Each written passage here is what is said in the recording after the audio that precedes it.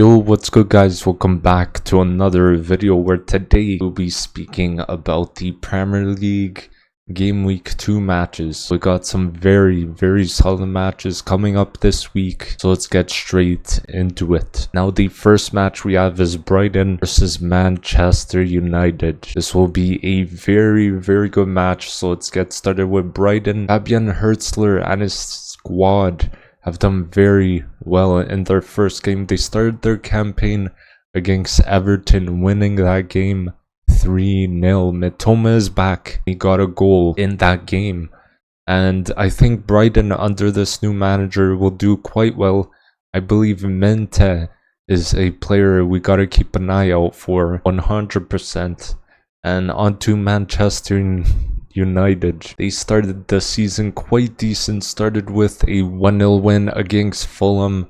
Xerxes getting his cameo, he did very well, scoring on his debut and basically winning the game for Manchester United. I think he is going to be a very good player for United. Another baller is Mazraoui. I think he will do very well at Man United. He had a very good first game of the season, but for Manchester United it might take a while for them to kind of click, or for the new signings to just adapt to the new league. And Bruno, he had a lot of chances in that game against Fulham, but he's got to improve his finishing if he wants to get on the score sheet, and they could have been a few goals up, honestly. Now my prediction is going to be a 2-1 win for Brighton. Now moving on to Tottenham versus Everton. This game should be a pretty good one.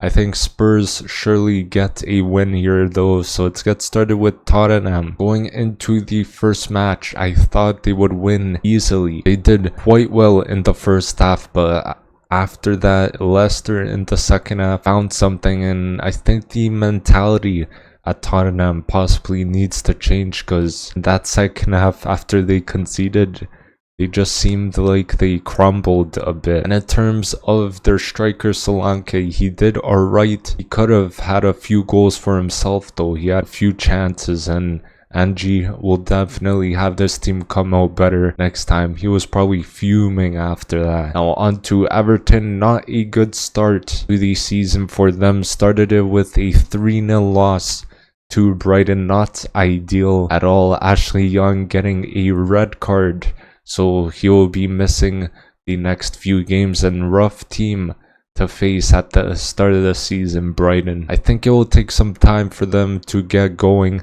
I think Everton, it's kind of the same story with them. It takes a bit of time for them to get going, and I've not seen Calvert-Lewin score a goal for quite a while, honestly, so he needs to step up with those goals if they want to get some results.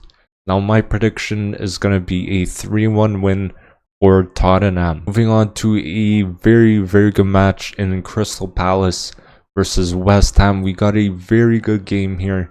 Crystal Palace was very good last season. They started off their campaign with a loss versus Brentford. That is definitely something you don't expect, to be fair. It will take a few games as well for the squad to probably get back to how they were last season. Obviously, a very important player left the club in Elise. He made his move to Bayern, and Mateta and Eze still remain at the club, but I do believe that Eze might be on his way out to a new club, possibly this summer or maybe by January. But Glasner will have this team ticking in a few games, in my opinion. Moving on to West Ham, they have been doing amazing in the transfer window. They brought in Somerville, Fulkrug, Debo, and many other players. They did not start too well though. They lost 2-1 against Aston Villa, and it will be for sure. I think it will take some time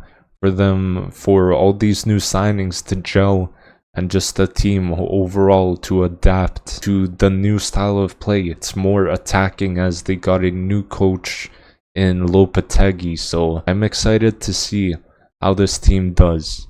Now my prediction is going to be a 1-1 draw. Moving on to Southampton versus Nottingham Forest. This one could be a very interesting one. So let's get started with Southampton. They started the season not too good. Honestly, Southampton, they fell against Newcastle. They lost that game 1-0, which isn't a bad score for a newly promoted side, but according to the stats, Southampton did do better, like shots wise. Newcastle got the result, and in this match I would say they could have got the result, but newly promoted team from the championship, winners of the EFL championship playoffs. Moving on to Nottingham Forest, they did not too bad in their first game of the season. Chris Wood got on the score sheet. He is a very solid player. Honestly, this Forest side looks quite good.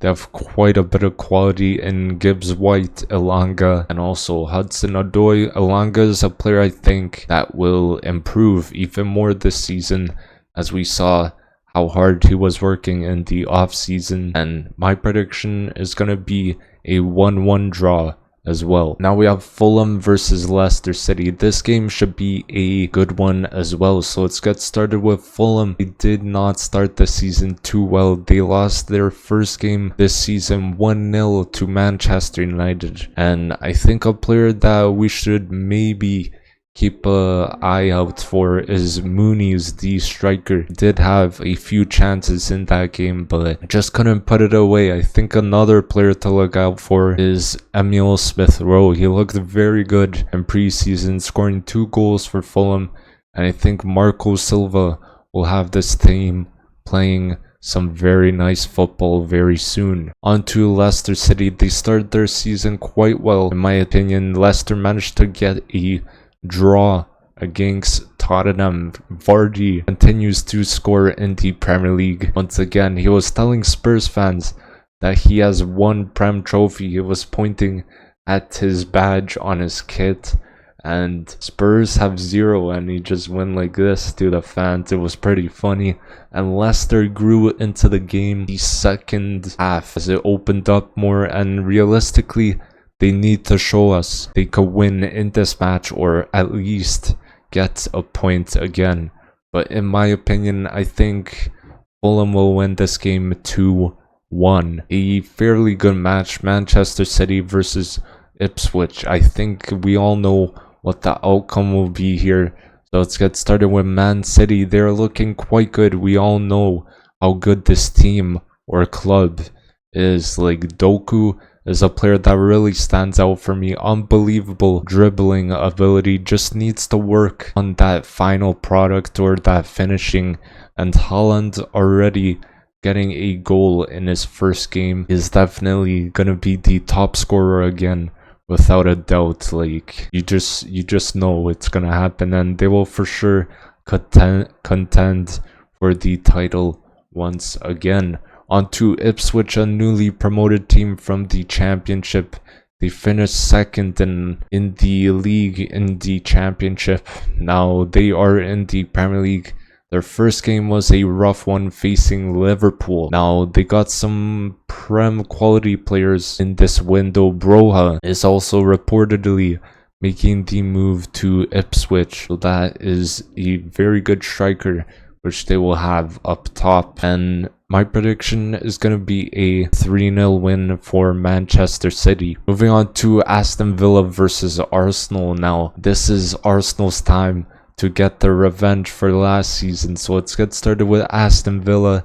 They're looking good already. They faced probably one of the best mid-table teams. They beat West Ham 2-1.